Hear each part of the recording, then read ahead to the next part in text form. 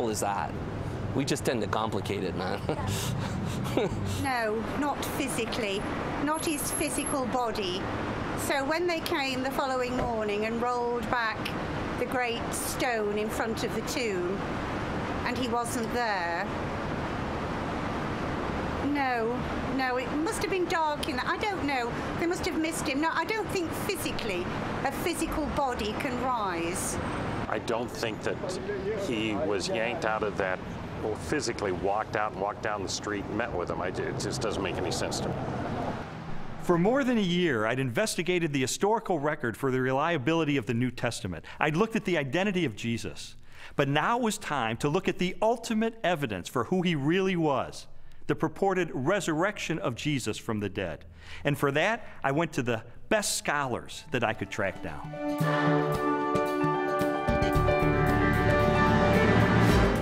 William Lane Craig, Biola University. Gary Habermas, Liberty University.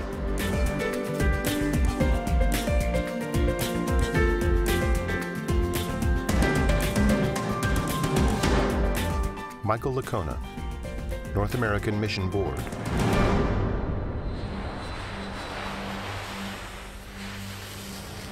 You see, while Jesus was on earth, he made some really radical claims. He claimed to be the uniquely divine servant of God, and he claimed that the only way that we could get to God would be through him. Now, I submit to you that if one of your professors made some claims like that, you would think that he or she was a few French fries short of a Happy Meal. Those are some really audacious claims. Well, a lot of Jesus critics responded to him the same way that you or I would respond to someone making those claims today. Oh yeah, pal? You really think that's who you are? Well, tell you what, why don't you show it to us? Why don't you give us a sign? Show us a miracle or something. And Jesus said, well, I'll give you one miracle, one sign, my resurrection from the dead. The resurrection of Jesus really is the pivotal event of history. Anybody can claim to be the Son of God, as Jesus clearly did. The question is, can you back it up? What evidence is there to support your claim? What credentials do you have? And if Jesus really did return from the dead, that's excellent evidence that he is who he claimed to be, the one and only Son of God. To weigh the validity of Jesus' resurrection, we must first consider his death. Many skeptics have proposed that Jesus merely fainted on the cross, or was drugged, and later escaped as part of a conspiracy. By contrast, the four gospel narratives collectively describe the events of his public beating, death by crucifixion, and burial. Pilate had Jesus flogged and handed him over to be crucified. Mark 15:15. Chances of surviving crucifixion were extremely bleak. Crucifixion and the tortures that normally preceded it was the worst way to die in antiquity. A person was scourged to the point usually that their intestines, arteries, and veins were laid bare.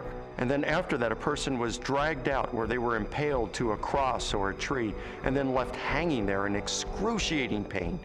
In fact, the word excruciating comes from the Latin, out of the cross. Jesus was being tried and executed as a rebel leader. Now, in the Roman army, if you were responsible for looking after one prisoner of war, even if he was a rather insignificant prisoner of war, if you let him get away, your life would be forfeit in place of his, and life was very cheap. If you were looking after the execution of a rebel leader and you let him get away, you're in deep trouble. You're not going back home to your wife and kids. No way, game over. The Romans were very, very good at killing people. They specialized in it. They prided themselves on it. Perhaps the most definitive statement of Jesus' death at the hands of the Romans is recorded in the Gospel of John. One of the soldiers pierced Jesus' side with a spear, bringing a sudden flow of blood and water. John 19:34. Medical experts have concluded that this account from John, an eyewitness of the crucifixion, is evidence that as he suffocated on the cross, Jesus' heart had ruptured. There came a rich man from Arimathea named Joseph. Joseph took the body, wrapped it in a clean linen cloth, and placed it in his own new tomb that he had cut out of the rock. Matthew 27, 57 through 60. All four Gospels tell us that Jesus was buried in the tomb of Joseph of Arimathea. That's a remarkable statement, and certainly a historical statement. The evidence for that is, first of all, Joseph of Arimathea is identified as a member of the council, the Sanhedrin, that condemned Jesus. The presence of Joseph of Arimathea in the empty tomb narrative indicates that this is a historically reliable account of what really happened. His name would have been known to people in those days very much like a United States senator would be known today. It would have been very clear where his tomb was, so that there would have been no question about the location of Jesus' burial. It also, I think, indicates that the burial account of Jesus could not have been made up. It is highly unusual to find that the person who alone has the courage to go to Pilate and give Jesus an honorable burial is not members of his family, faithful disciples who followed him to the end.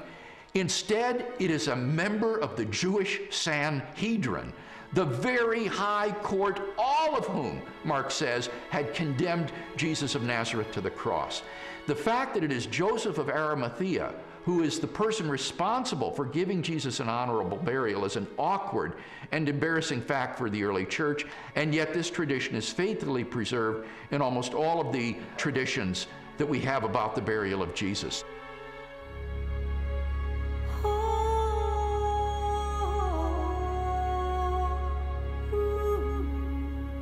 If Jesus really was killed by the Romans, if his body really was buried in the tomb of Joseph of Arimathea, then the next focus of my investigation became obvious.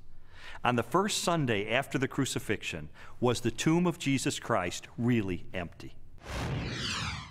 On the first day of the week, very early in the morning, the women took the spices they had prepared and went to the tomb. Luke 24, 1. The empty tomb story also has a very embarrassing feature of it that is preserved in the memory of the early church, namely the discovery of the empty tomb by women. Now, in order to appreciate this, you have to understand something of the status of women in Palestinian Jewish society. In that society, which was a patriarchal society, women were frankly second-class citizens. If you were going to invent an account about an empty tomb, then why on earth would you invent witnesses, primary witnesses, whom no one would believe? In fact, they would scoff at that later on. Supposing you were inventing the story of the resurrection of Jesus, many people have said, oh, this was all just dreamed up later on. Well, how would you have done that? The one thing you wouldn't have done would have been to have not only a woman, but a woman who's got nobody quite knows what, but a fairly shady past, as your prime witness.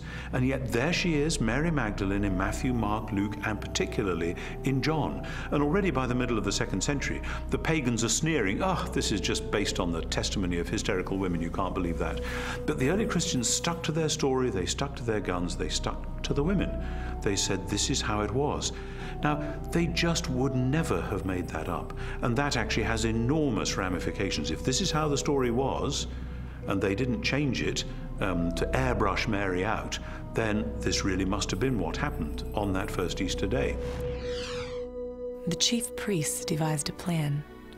They gave the soldiers a large sum of money, telling them, you are to say, his disciples came during the night and stole him away while we were asleep.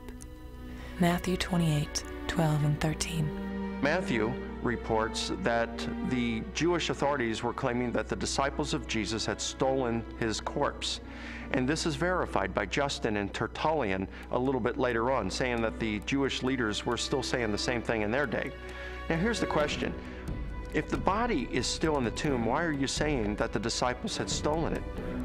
Well, if you think about that, the claim that the body was stolen confirms that Jesus' enemies acknowledged that the tomb was empty. If you've got a stolen body, you must have an empty tomb.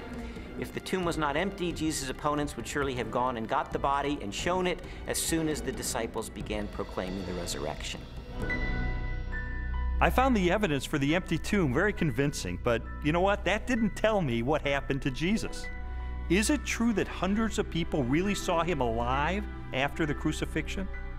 My research took me to a letter that the Apostle Paul wrote to the church at Corinth, and it contains the earliest passage of all about what happened to the resurrected Jesus. He was raised on the third day. He appeared to Peter and then to the 12. After that, he appeared to more than 500 of the brothers at the same time. Then he appeared to James, then to all of the apostles. And last of all, he appeared to me.